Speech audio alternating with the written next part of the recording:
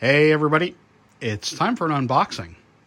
The American Street Tool set. Looks like a pretty good place to start because one of the things I always suggest is that when you're looking for a starter set, do you like the cars? These are great cars.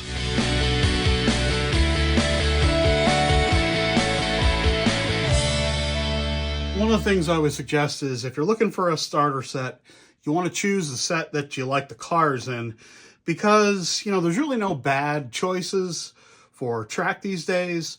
There are choices that I personally feel are better than others, but for an American market, this is probably just about the best set you can get because of the cars alone. Investment in track, well, that's of course debatable. Let's check out the set here. So what do we have first, right? Two really great cars, a Camaro and a Mustang, and these only come in this set. So for collector value, this is a great set to start with in any case, because if you look at these cars as about now $65 or $70 a piece, right there you got I don't know, $120, $140 a piece, or total, I mean. Great value right there. So what else do we have here? We have instructions. We have a get started pack.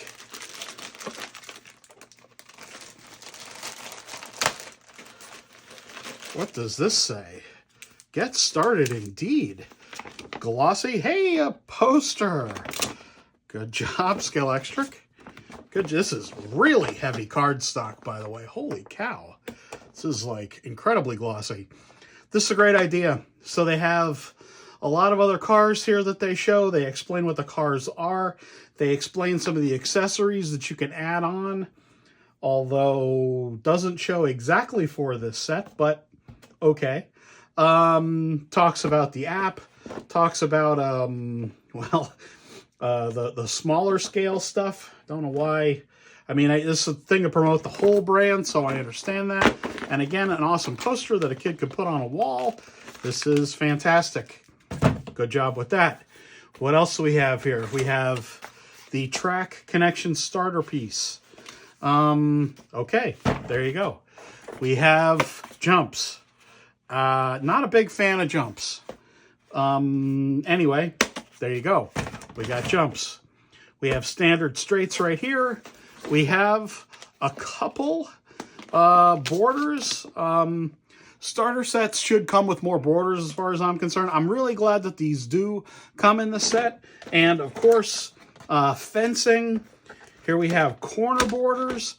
So I really like the idea that Scalextric have done this, because it adds a lot of value to have borders in a track along with fencing, because it adds not only a bit of safety for the set and protection for the cars, of course, it adds a bit of scenery to the track as well, which I really love. And I do like one thing about Scalextric above all other brands is that for starter track, is that these actually look like something.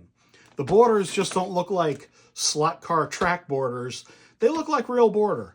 And on a real track, this looks like dirt. This looks like, the real rumble strips. I think it's a great, I've liked the models of the fence. I think they do an excellent job with this. So I'm really happy that they have done that, because I think it's important that you do that. What do we have here? Let's break this open. Not opening very gracefully. It's my fault. The power supply. Thankfully, it is an American style power supply. You never know.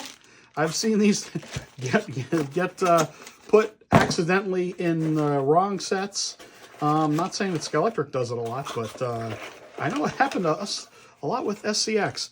And controllers, which are they are adjustable. They have little blockers that that physically block the amount of trigger throw, so you can only have so much power available to you then. I think it's an excellent idea. And what else do we have here? We have different radii of corner pieces. There we go. No, the same. Yes. And then we have a crossing connection. Not a huge fan of the crossing connection piece. I'll tell you why. Because this essentially encourages accidents. I'm really not a fan of... maybe I shouldn't say encouraging accidents. But, well, yes, it encourages accidents. It makes kids want to wreck the cars into each other. It damages the cars. And if you don't have replacement parts for something that might break on these cars, what are you left with? Disposable cars. That's unfortunate. However, visually, it's an interesting thing to add to a track. I do like that aspect of it, that it looks cool. But again, I'm really opposed to the idea of crossing sections in starter sets, because you never want to encourage that kind of damage to a car, regardless of whether you have replacement parts or not. So what do we have here? I mean, we have a mess is what we have, because I've moved everything around. We have a really excellent starter set because you get some really good cars. As we all know, these cars drive really well. They are pretty good models. And I think it's definitely important to consider the cars when you're considering the set. And like I said, you know, for an American market starter set, you really can't do much better, quite frankly. These cars are really appealing. They're really nice models. Most hobbyists know this because they probably already have these cars. But, yeah. You want a good set? To start with, look no further.